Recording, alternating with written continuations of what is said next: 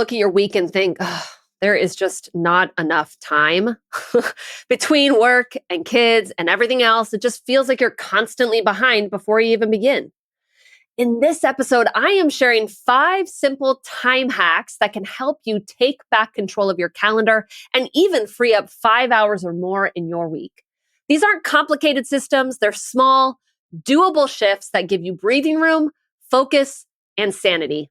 If you've been craving more time for yourself, for your family, or just to exhale, this is an episode you don't want to miss. Are you ready? Let's get to it. Hello, working moms. Can you believe that it is the end of summer?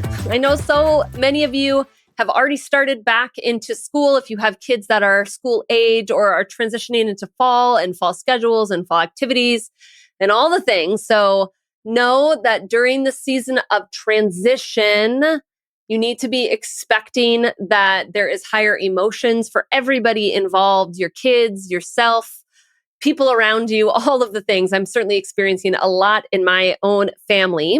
And so if this is a season that you need some extra support in this transition, if you need some strategies on how to really get into the fall rhythms and schedule and lean into the right things and make sure that you are giving lots of space for your values, for being patient with your kids, for the emotions that are coming up, I want to invite you to join me tomorrow for a back to school transition or like fall transition workshop strategy session. This is for just a small group of working moms that want to join me and literally create a blueprint. I'm going to give you a PDF where it literally maps out a blueprint for you and for this upcoming fall season so that you can really feel equipped with a plan on exactly how to stay calm and create calm during this sort of back to school fall transition and really show up as the mom that you want to during the season for your kids. So I would love to have you join us. There are still a few spots.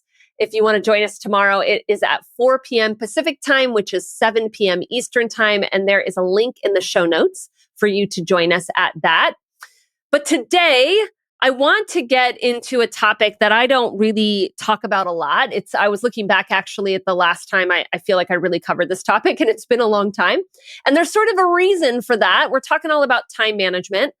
There's a reason that I don't talk about time in this way. And it's because it perpetuates a story that if you can just be more efficient with your time, then balance is going to get easier for you, right? As if work-life balance is a time management problem. And if you just got better with your time, then that's going to solve everything, right? I would not be setting you up for success if I let you believe that. And so a lot of times on this podcast, I focus more on the mindsets and the more internal strategies that are required because that's really where sustainable work-life balance is found. But I would also be doing you a disservice by not saying that there are some tips and tricks out there. There are definitely some hacks for how to be more productive with your time, to eke out, right, more to-dos and more productivity at your time. And no doubt that if you did that, you would feel more productive, you would feel more successful, you would feel more in control of your time. So I don't want to deny that checking more things off of your list actually feels good and it's going to help you create balance. What I just teach in this podcast and within my programs is that it's not the solution to it. It's not the only thing you have to do. You still have to change a lot of the internal things going on, the drivers, the mindsets, and things like that. But in today's episode, I really am just focusing more on the external, more on the strategies and the hacks that you can do in like a really practical sense to gain back a bunch more of your time, to feel more in control of your time, to be more productive and kind of eke out all of that productivity out of your time. All right. So super, super practical for you. Okay, so I'm going to be walking you through 5 time management hacks that I teach and give to all of my clients as we start talking about managing their calendars in a different way and taking back control of their time. And the first one that I want to talk about, the first hack is results-based scheduling. I was actually just talking to one of my clients about this today. This is essentially where you put into your calendar the results that you want from that appointment or time block that you put in your calendar, right? So what that means, very practically speaking, is rather than blocking off a chunk of time to work on a project, you would write complete first draft of presentation instead, right? Or rather than putting, one-on-one meeting with Rebecca in your calendar, you would literally write problem solve client facing issues, evaluate promotion progress, and connect one-on-one with Rebecca. It's results focused. You literally write it in the chunk of time, in the appointment on your calendar based on the results. Every meeting, every time block, every appointment that you have in your calendar should be labeled with the result or essentially the thing that you want to achieve at the end of that time block so that your brain is really clear on the outcome, right? There's a few reasons why this is a time management strategy or hack. And the first one is because it gives your brain clarity on what success from this time commitment even looks like, right? You know exactly what you are looking to achieve and the expectations, right, that you're essentially placing on yourself to achieve it, right? This gives you infinitely more likelihood of being successful in that time block. It also sets a really clear agenda for your brain and potentially for anybody else that might be joining you in that time block, right? A meeting or so forth, so that time block doesn't feel sort of optional to you. It feels clear and connected to outcomes, which is always going to drive better results, right? More clarity equals more success ultimately at the end of the day. For example, my client Erica, she was in the last cohort of Ambitious and Balanced. And when she started to schedule her office days in this way with really clear chunks of time that were dedicated to very specific tasks and projects and clear outcomes determined with each of those blocks, this gave her focus. It made her exceedingly more efficient with her time. And in the end, her office time became really an essential part of her productivity and inevitably her ability to feel balance. Okay. So time hack number 1 is results focused scheduling. Every appointment in your calendar should have a result in the calendar appointment. It's not even in the notes of the appointment. It's how you label the appointment itself. So your brain really is connected to the outcome of that time. Time hack number 2 is to plan for tomorrow today. Okay. Essentially, at the end of your day today, I want you to plan what you are focusing on tomorrow. Okay. The reason for this is because one of the most common time thieves that I see for my clients, we'll put it that way, is when you sit down at your desk in the morning with an unprioritized long to-do list where you have not decided your priorities for the day and your brain goes, oh my gosh, I do not know what to work on first, right? I know so many of you do this. I know that's exactly how your brain operates, right? You just sit down at your desk, you look at an unprioritized to-do list, and immediately you start to feel overwhelmed because it doesn't feel like you're going to get anything done today. It doesn't feel like you're going to make enough progress, that you're going to make a dent in all of the things that you have to do. And so you immediately feel overwhelmed and stressed. So essentially what that means is you start your day in a state of unprioritized overwhelm. And when you're feeling that sense of overwhelm, and then you would essentially attempt to figure out what to do first in your day or how to schedule your time for the day, while also feeling overwhelmed, you do not make the best decisions with what to focus on, right? Instead of actually focusing on the things that matter most and picking the things on your list that would be the most strategic and the most important things to work on. Instead, what your brain does, because it's an overwhelm, is it picks the simplest things, it picks the most urgent things, it picks the things that other people need from you so that it kind of has a quick win and you just get it off the list, right? It focuses on just trying to check as many things off of the list, but not necessarily focusing on the things that are most important. One of the most strategic things you can do with your time is at the end of your workday, look at your to-do list and decide no more than 3 things that you want to accomplish the next day, right? Literally write them down on a separate piece of paper. I use a sticky note, stick it on your desk, and then take that unprioritized long to-do list and put it away. So that the very first thing you look at when you sit down at your desk are the 3 things that you are going to accomplish for the day. And instead of looking at this overwhelming to-do list, you don't even go through that process. Instead, you look at the 3 things and your brain says, oh, I can do that today. It provides focus. It makes you feel successful immediately. It builds, momentum toward those 3 things. And then instead of going sort of back and forth like you might do with an unprioritized to-do list, you are able to like start right at the beginning of your workday as you sit down at your desk, building momentum and checking things off. I was just speaking with one of my clients from the last cohort today. Her name is Lisa, and she talked about how she had been out of practice of doing this at the end of her workday. Like she had learned how to do it. She had gotten a rhythm of doing it while we were working together. And she had noticed that she'd kind of fallen off her rhythm of doing this, and it was having a really major impact on her productivity and her focus in a really negative way, because she was finding she was lacking focus when she would sit down first thing in the morning. Instead of feeling focused and clear, she felt scattered. She felt anxious about her day, and her brain would start racing, thinking that she should be doing more. Time immediately felt scarce from the moment she sat down, and she just simply was not as productive or effective with her time as she found she had been when she was in this regular rhythm of deciding ahead of time what she was going to focus on the next day. So obviously we coached on that. She's getting right back into that rhythm so that tomorrow she's going to have a really effective and productive day. So that is hack number 2. Plan tomorrow today. All right. Decide ahead of time what you're going to work on tomorrow. Hack number 3 is to stop telling yourself there is not enough time. Essentially, you have to debunk the time scarcity myth that you live in. There always has been just 24 hours in the day, right? There's a state of consistency with time. It is you that goes up and down with time based on the way you're thinking about your time. Let me ask you this. When you have the thought, there's not enough time to get it all done, or maybe it sounds a little bit more like, oh, there's too much to do, not enough time. How do you feel? Now raise your hand if your immediate response is overwhelm. Yes, that is far and wide the number one emotional state that those time scarcity thoughts produce.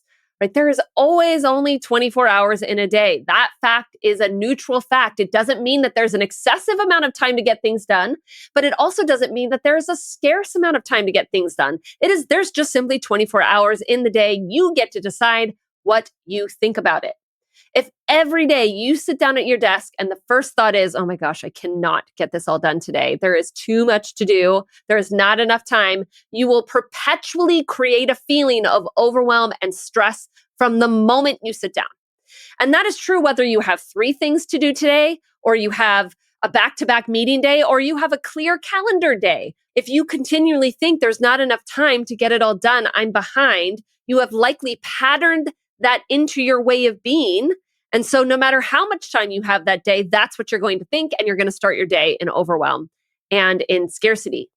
And the reason this matters is you do not make the best decisions with how to spend your time and what to prioritize and what to say no to and what to lean into when your first state of being is stress and overwhelm. Right? Literally, that emotional state is a state of fight or flight. It's a response in your body that then is flooded with adrenaline. That's what happens when we're in a state of overwhelm. Our body floods it with adrenaline to help pump us up to like get moving, right? That's the state of fight or flight. And inevitable in that state of adrenaline pumping fight or flight, what happens is our brain, it goes into tunnel vision and it focuses not on the things that are most important, because when you are pumped with adrenaline and in a state of fight or flight, you can't think of the things that are most important. You can only think of the things that are urgent. You can only think on like focusing on what other people need and not letting people down and doing a good job, right? You don't make the best decisions about what to do with your time when you are in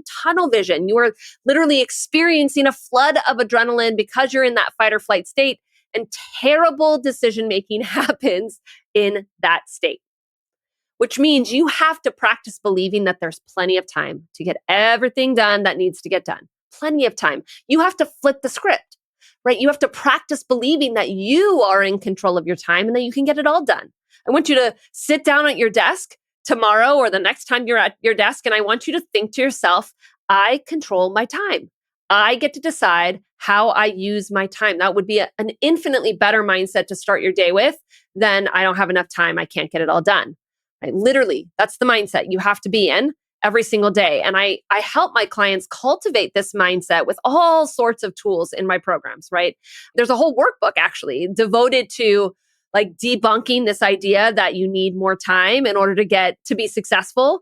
And I give them lots of practices like the daily kickstart and thought adoption and my 11 ways to practice new thoughts. There's like a whole set of tools that I give my clients to teach them how to practice these types of mindsets because they are so essential to you living in full control over your calendar, over your life, over your priorities.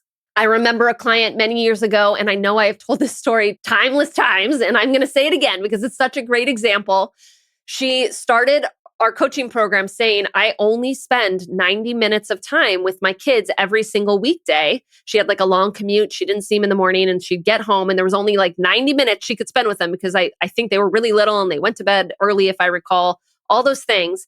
And so she came to me and she was like, how can I be a great mom and only spend 90 minutes a work day, like 5 days of my week with my kids? Like, how can I be a good mom? But she didn't have the option to leave the job and all the things. And so over the course of our 3 months together, we just worked at cultivating this mindset that 90 minutes was enough, that she didn't need more time. It was a perfect amount of time. And so because she started cultivating that mindset, she started to strategically problem solve for the things that would distract her during that time, for the things that were like taking her and stealing her away from really being present or away from, bedtime routines and things like that. And by the end of our 3 months together, she told me that she thought she would have had to quit her job in order to feel like she was spending enough time with her kids. But ultimately, when she learned how to shift her mindset and started actually focusing on being fully present with the time that she actually did have, and she just stopped telling herself it wasn't enough, it changed everything for her. The amount of time you have does not dictate your success at work. It doesn't dictate your success as a mom. It is what you believe about that time. So tomorrow, start practicing more abundant mindsets around your time. The fourth time hack I want to offer to you is to give yourself a container of time to complete tasks and projects.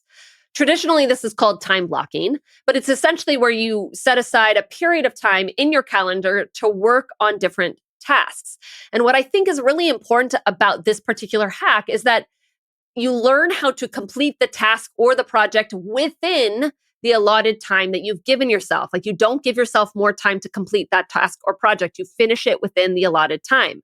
What I see a lot from my clients is that they'll put that time in their calendar to work on a project or complete a task. But the mindset about that time block is that all they need to do is just make some progress on the project, right? They just need to move it forward, not necessarily that they have to complete it, right? That's a different kind of approach in your mind to that time block, right?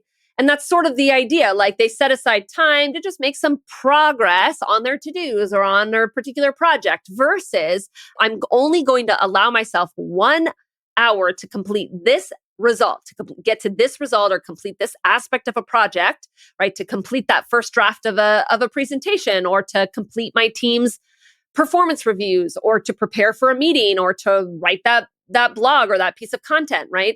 To check these 5 things off of the list. The point of time blocking is to actually contain the amount of time you give yourself to complete a project or a task. It's not simply about making progress, it's about completing it, right? I want you to think about time blocking in this way and giving yourself containers of time as if you have to turn in the assignment at the end of the chunk of time, just like you were in college, right? When you were handed a test in a class, you had to complete the test within the hour, right? Within the class period, and you had to turn it in at the end of the hour. And because of that, you would figure out how to make the most progress on the test within that chunk of time, within that container of an hour that your professor has given you. If your professor said, oh, just stay here as long as you'd like to complete the test, you would likely give yourself way too much time to complete that test. You would second guess yourself. You would likely kind of go back and forth. You would question yourself over and over again. And ultimately, you would turn it in, but you probably wouldn't feel great about it. In the same way, you want to put a chunk of time in your calendar. That's the block of time that you need in order to complete a particular task or reach a certain outcome. Likely, if we go back to results-based calendaring, right, you should put the chunk of time in with a very clear result that you want to get out of that time. And then you do not give yourself more time to get it done. This is like why procrastination works for so many people, is because when you give yourself if you wait till the very end, if you wait till the last hour to complete a particular project. You just have to put the pedal to the metal and get it done until it's complete, right? You can't overthink it. You have to push through I don't know what to do. I don't know how to complete this. I don't know what to say. You don't have time to ask people their opinion. You just have to keep going until it's done and then turn it in. That's why procrastination works for so many people. In this case, you're actually just doing that for yourself in a really intentional way. Right? I want you to think about every chunk of time that you have as like a 5 o'clock deadline, hard deadline. You can't go a minute past that chunk of time that you've given yourself to complete the task. It just has to be turned in at whatever level it's at, in whatever format it's in. That's it. That's what you get. Okay? When you don't allow yourself to work anymore to complete a task, if you don't allow yourself to work past the time block or say, you know what, I'm just going to have to get back to that later today when the kids are asleep, when you don't give yourself more time to complete a task or a project or your to-dos, then it will force you to be more strategic with how you approach that task and project so that you actually complete it within that period of time. That's how you really take back control of your time, is you give yourself only a specific container of time to get it done. That's the time block. And then you learn how to become someone that keeps to it no matter what.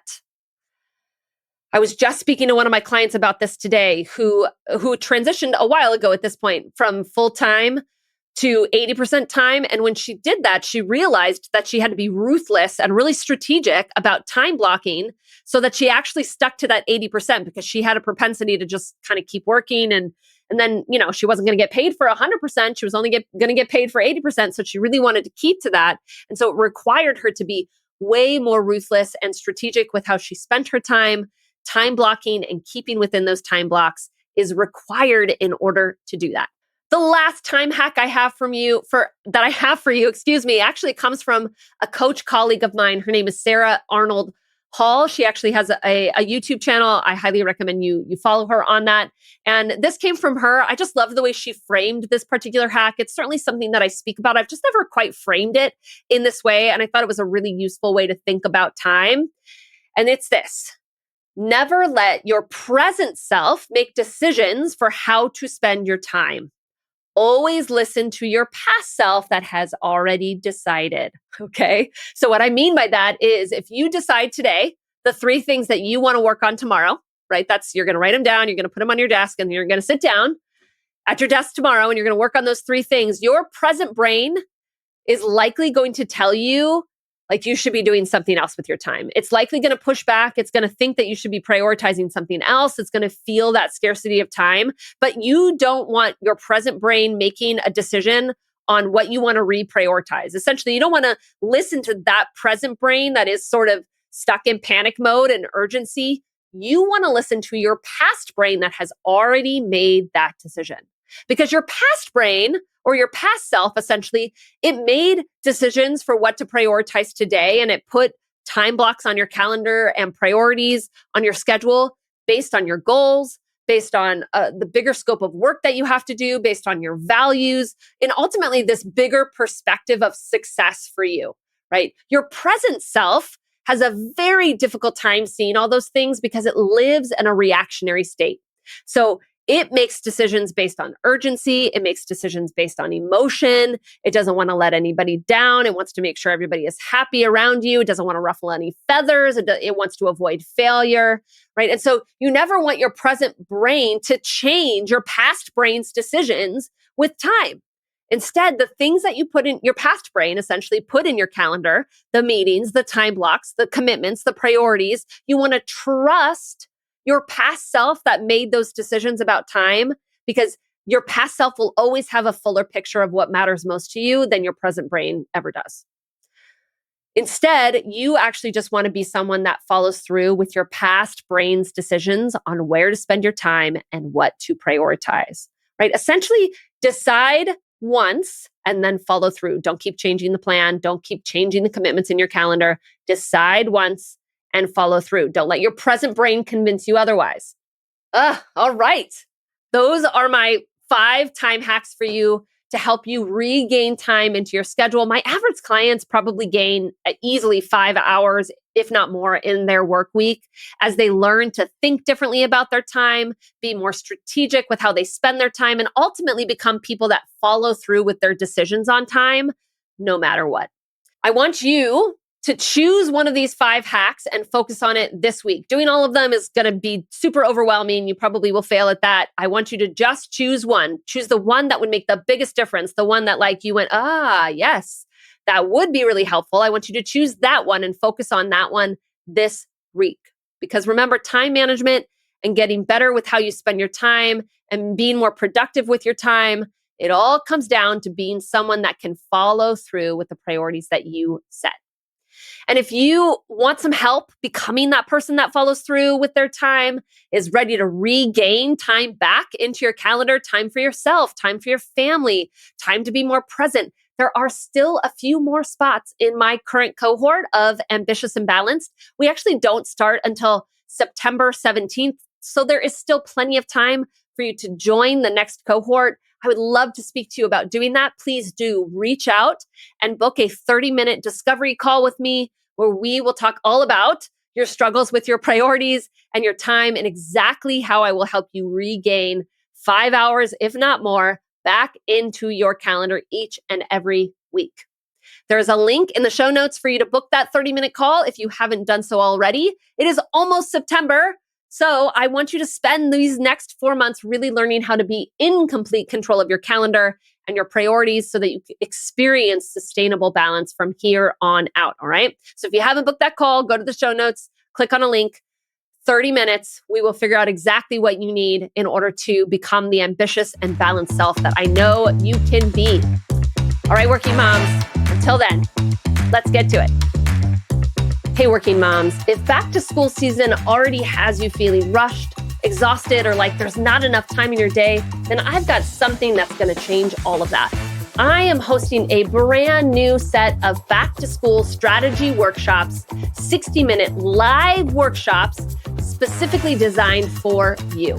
In just 1 hour, you're going to create a personalized survival plan for this upcoming season so you're not feeling like you are rushed and scrambling all of the time. You will know exactly what you should be focusing on, what you want to let go of, how to make the mornings more smooth, how to make the after school rush calmer, and ultimately create for yourself a schedule that you feel in control of. Imagine having more space for the things that matter most and setting yourself up, not just for a smoother fall, but for this busy holiday season ahead. There are several small group workshop times to choose from, but once they're full, they're full. It is just $27 and you can grab your spot and pick your time by going to the show notes and to my website, RebeccaOlsonCoaching.com. All right, working moms, I will see you next week and in one of those workshops. Till then, let's get to it.